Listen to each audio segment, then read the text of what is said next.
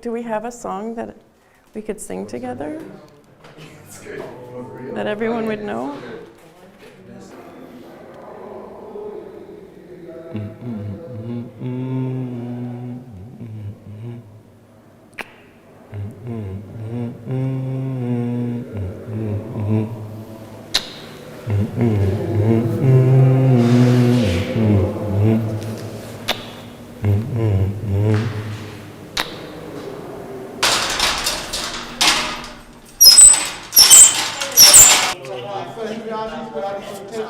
I mean, that's a lesson I've learned, that it's very important, man. The more love you give unconditionally, the better person you are, the bigger your heart is, and the world needs more people like that. The biggest act of love he can give to anybody, and to know is forgiveness. So that was one of the moments where love evolved. I had to be conscientious of the moment. You all bring so much balance to us. I think we developed a genuine friendship with our sister and brotherhood. As you get older and come to understand what love is and what home is, it's in people. Y'all became my home. I'm so grateful to even have this experience with y'all. To know that by y'all allowing yourself to shine, y'all gave me permission to shine as well. I feel in this room that I know nothing about love. If I'm honest, listening to all of you, I really feel young. On my birthday, I'm gonna go to an ocean somewhere on this planet, and I'm gonna sing the song that kept me strong and standing by a cell door for all these years. And so today I want to sing this song for you, mama. Unto the old Lord do I lift up my soul. Unto the old Lord do I lift up my soul. Oh my God, I trust in thee. Let me not be afraid. You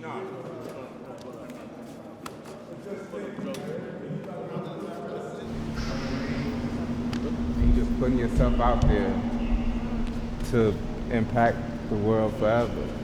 Legacy.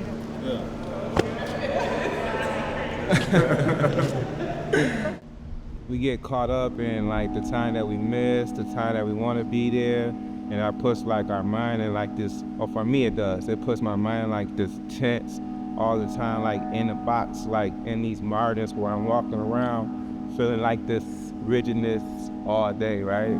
So now, as I'm writing now in my mind, I want to be able to put together words that will be impactful in the world when I'm gone. So put my love out to the world that's impactful when I'm gone. Put my spirit out to the world so it's impactful when I'm gone. And so when you think like that, I feel like for me, it's been a little bit, even though I'm in like this stressful situation, when I think like that, like sometimes I find myself writing and I'm smiling. So it's like, cause I know that I'm doing something that will last forever, like time, you know what I'm saying? So I'm like, time is forever. Welcome back. My name is Melissa Lorraine, and we have with us for the second time Charles Hill. This is episode 2 of 3 episodes that we will be doing together with Charles. Charles is TheaterWise's newest general manager and artist in residence. I first met Charles in 2022 at Stateville Correctional Center as part of the work that TheaterWise was doing inside since 2018. And he's been home for 9 months now.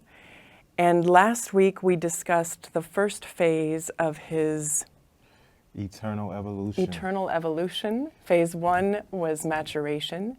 Today we will be talking about rehabilitation. And next month, together with Charles, we'll finish with transformation. So Charles, if you can tell us a little bit about your relationship to the concept of rehabilitation at the start of your 20 years inside. Okay, well first, thank you for having me today. Rehabilitation wasn't something I even thought about. You got to keep in mind, I was 21 years old. And so first coming into the system, you know, I come in with the mindset of, you know, get lawyers, go through the technicalities of the law system, of the legal system, and, you know, pray that I'm able to come home within a reasonable amount of time, you know what I mean? But it did, after going through the process over and over again, as far as like the legal system goes, you got to put in appeals and appeals and appeal that appeal and appeal that appeal to the point where I was down to the last, you know, appeal, which was being able to be resentenced because I was a juvenile at the time that the crime had happened. So in that process, my understanding of rehabilitation did kind of change a little bit, and that's because I ran in front of a judge, right? And I was ranked high for rehabilitation by an administrator of the criminal justice system, a probation officer to be exact, of Kane County. And when I went in front of the judge and he received that ranking of high for the potential of rehabilitation, he told me that anybody could be rehabilitated, and for that reason, you know, he was still going to give me the maximum amount of time that he could give a juvenile in the state of Illinois, which is 40 years, because, you know, I still did commit the crime. I still am guilty, and he was right. He said I committed a senseless act, and I said that in the last episode, but I think that's important to make sure that it's emphasis on, that I understand. And I understood after reflecting on what he said, that, you know, he's right. That's like one of the only, like I say, the only right thing one of the only things that are correct that the criminal justice system has said about me. But anyway, after he said that, I'm like, wait a minute. That's the purpose of the system, is for you to be rehabilitated, for you to grow, for you to become someone who is eligible to re-enter society and become a productive citizen, even after doing something as horrible as committing a murder. You know what I mean? According to their mission statement. According to the Constitution of Illinois, Article 1, Section 11, which states, and this is not verbatim, but, you know, the objective is for us to consider the seriousness of the crime. And I say us because I'm a part of the grand scheme of things. Yeah. It's not just, you know, the criminal justice system or the governor or legislators, writers, or judges. You know, we all are a part of the system, whether we like it or not. Absolutely. Right? And so I say that to say for us to consider the seriousness of the crime, but also when sentencing someone, sentencing them with the objective of restoring them to productive, useful citizenship, right? And so in that, him saying that to me, this is someone who was a leader in the criminal justice system. Like, this is a full-blown judge, right? And he's saying that, oh yeah, you are rehabilitated. It's evident that you're rehabilitated, but that doesn't mean that you get to go home. To be useful. Right. That you don't get to be, you still can't be a useful citizen because of one thing. Yeah.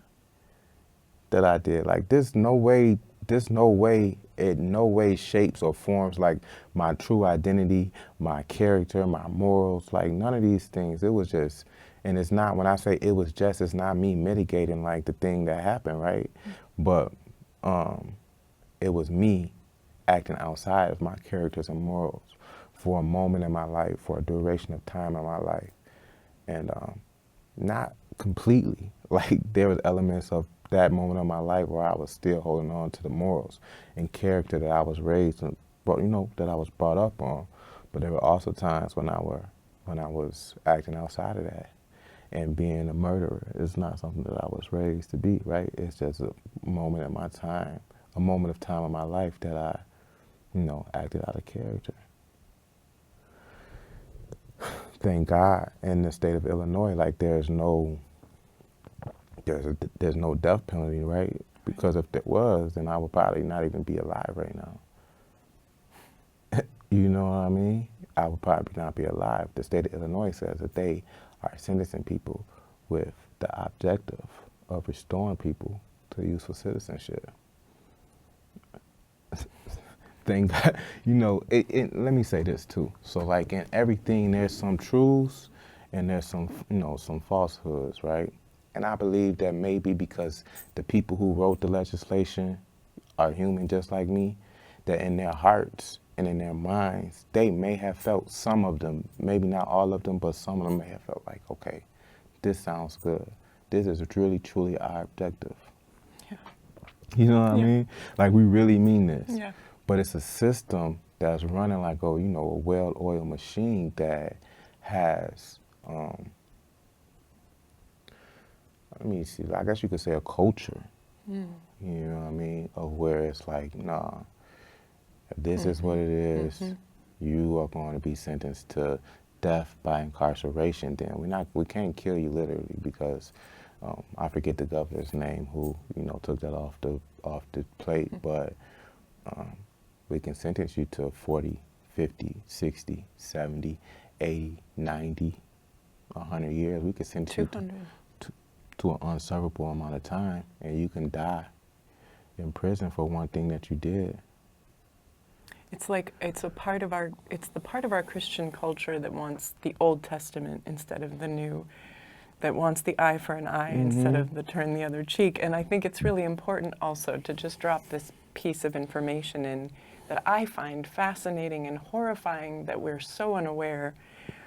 There was a test done where they measured brain waves of soccer fans watching a soccer game and discovered that we get more pleasure watching our opponent miss than watching our own team score. And I think humans are very confused. They don't know that about themselves. And if they just knew that about themselves, they would understand the addictive quality of punishment. We love to punish. And I don't think we understand that about our nature. We believe ourselves to be more humane.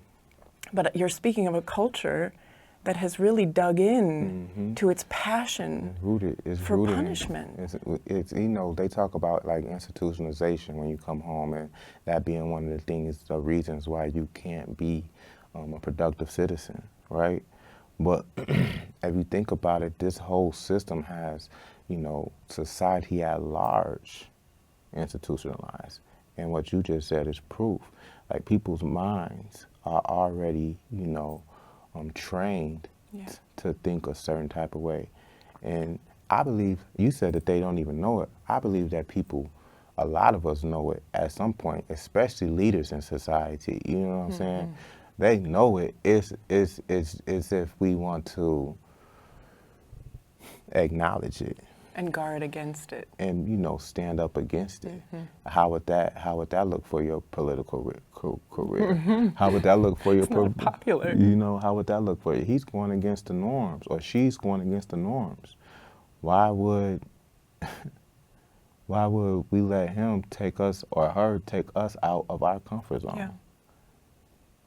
Yeah. And that's why people stay. It's an element of comfort, complacency that, you know, it's hard to step out of.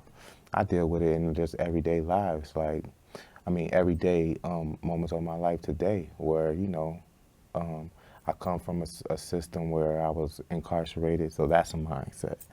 I strayed away from my upbringing and joined the street life, right? So that's a mindset that has been installed inside of me through being a part of a system. And, you know, I know this, I acknowledge this. And so like the toxic components that you can think of for the street life I had to fight every day, or the toxic components that come with being a man who parole officer told me, oh no, you're still incarcerated, you're just outside the prison walls. These were words from my parole officer. And that's not me, you know, getting down on my parole officer. I'm just talking about a conversation that we had. He actually, although he's not always like someone who is my favorite, right? he actually he actually salutes me and not accommodates me, but he acknowledges the growth and that's going on out here. You know what I mean? That I'm doing, like, you know, we doing a one-man show together. I've worked with an organization called Challenge to Change, where I am actually re-entering society and need the help, but I'm in a spot where I'm helping people who need that help. So I'm growing with them as I help them grow in their own capacity. You know, I'm stepping into a new role now as a general manager at Theater Y. I'm a CEO of my own, and I've only been out 9 months. If this is not rehabilitation, I don't know what is. Exactly. What a crazy thing for him to say. Yeah, yeah. But that's what he says. And the crazy part is, look, I've been deemed someone who can come into society. I like to bring up not my parole officer, but Gregory Grubbs.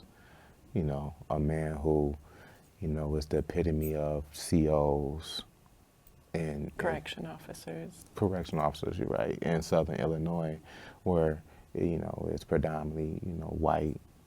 That whole Southern slang that you see in old school slavery movies, not just saying that, you know what I mean?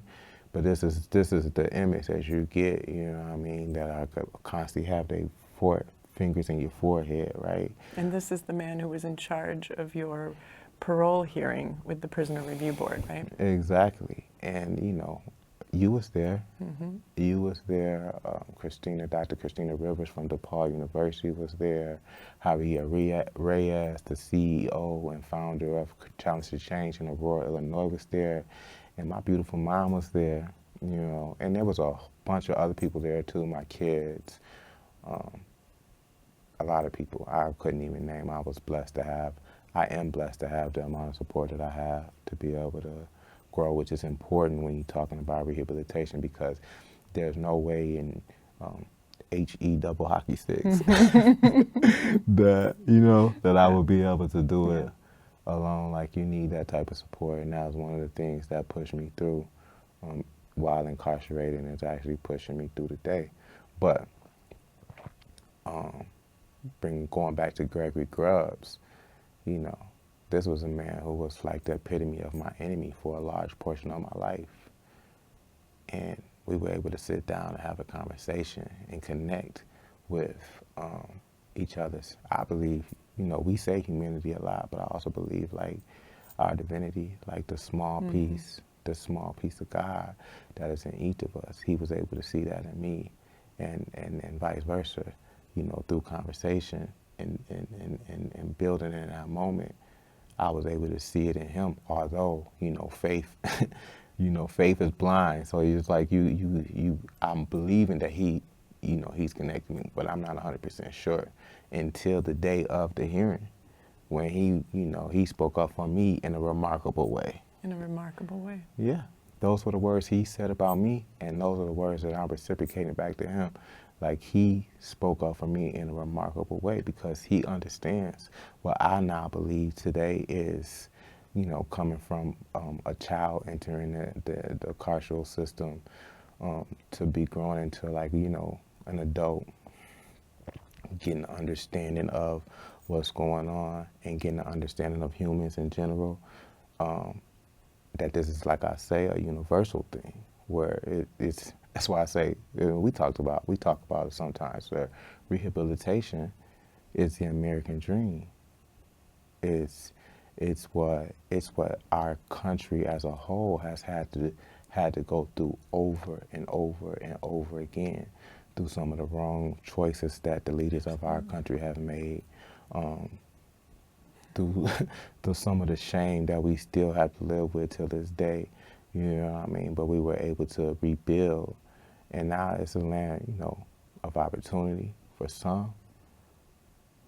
I believe personally, I'm not gonna like sugarcoat it today. I believe that if you really put in the work to connect and grow within the country or the community that you're in, you know, your potential is at a high level.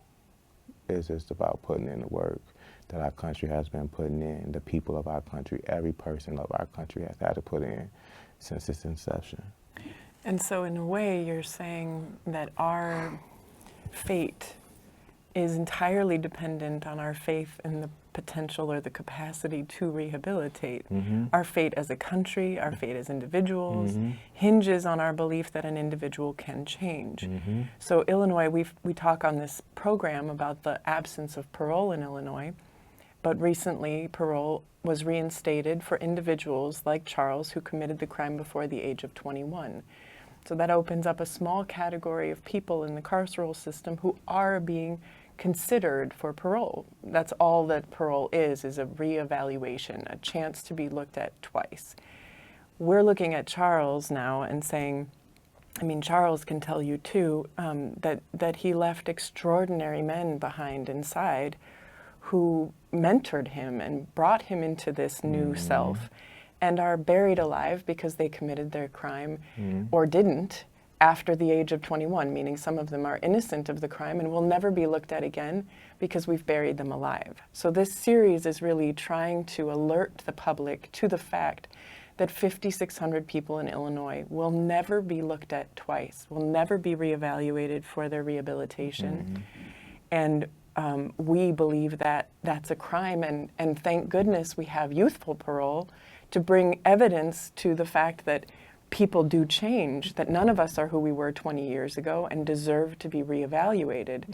So we're begging for this evidence of an individual like Charles, who is so valuable, so useful to society, and so delightful, more than useful, but such a treasure, frankly, to be proof that perhaps people who commit the crime beyond the age of 21 are also capable of rehabilitation. And don't we all hope that that's true for our sake, for the sake of our country, for the sake of the opportunity to renew, restore, correct our path mid-course, you know? Well, yeah, for sure. And this is not me like being, you know, self-degradation. Self-deprecating? Yeah, thank you. But like, and to me, like the guys that I left behind were the guys who I looked up to. And so if I'm looking up to somebody, you know, that puts me not like morally or like character, but just educational wise or wisdom wise. I had a lot to learn, and these guys had already been through the process. You feel me? And they helped me grow into who I am today. So that like I say, it's not me lowering myself, but in just real life on paper or in just through life experience, I would be at the lower level of what rehabilitation is. These guys have transformed into preachers, literally, professors, literally, poets. And like I said, some of them are so wise and attain so much knowledge that I would call some of them prophets. I would too. You know? Like the wisdom that they have instilled in me is, I'm grateful to be out here. Like, thank you, God. I said that at the end of the parole hearing, after all the cameras turned off, I lift my arms up to God and I said, thank you, right? So, like, this is not saying take me back. You know what I'm saying? I don't want to go back to that place, but for sure, some of my brothers should be coming home. Ernesto Valier, Raul Delgado, you know, D. Cedric, I forget my boy last name. D. Cedric Walker, you know what I'm saying? Tall Michael Sullivan. You know, these are guys who sold into me. Robert Curry. I know most of them by their nicknames, so I'm really struggling. But it's a lot. I could say names and names and names and names and names of people who maybe were not long-term mentors. They might have been short-term, mentors in a moment where I needed to be like, hey, you can do it, or hey, here's the knowledge you need to get to the next step. In fact, there's another guy here that just came home. He came home exactly a year before me, December 23rd of 2024, and Jamal Bakar. And this guy has, this was someone who, I met towards the end of my incarceration, but became a mentor. And he's continuing that mentorship till this day. he's providing opportunities for me out here to be able to present myself to people as the person that I have, become, and use my gift to give back to young people, in the world. That's God. That's the American dream. Yeah. That's us, doing what we're supposed to do in spite of possibly never seeing. The guys that we talking about, on paper, they'll never see the light of day outside of prison bars. Without you, without change, without legislative change, they will never come home. They will never come home. So this is really what we're all we're focused on with this series, is for you to call your legislator, talk to them about your desire to reinstate this very basic human right of reevaluation in Illinois, because you probably assume it already exists. So please join us again for the next episode, which will also feature Charles Hill, to talk about transformation. One piece of false information in there, or it doesn't do me any good as far as healing and moving on. You know what I mean? And being able to live with a clean conscience. Should we bow? Yes. Then we go back. What you mean? Okay, I've been raised, so it's time to go. Okay. So hands on your knees. Joe. We're gonna bow. So we might need to move your desk.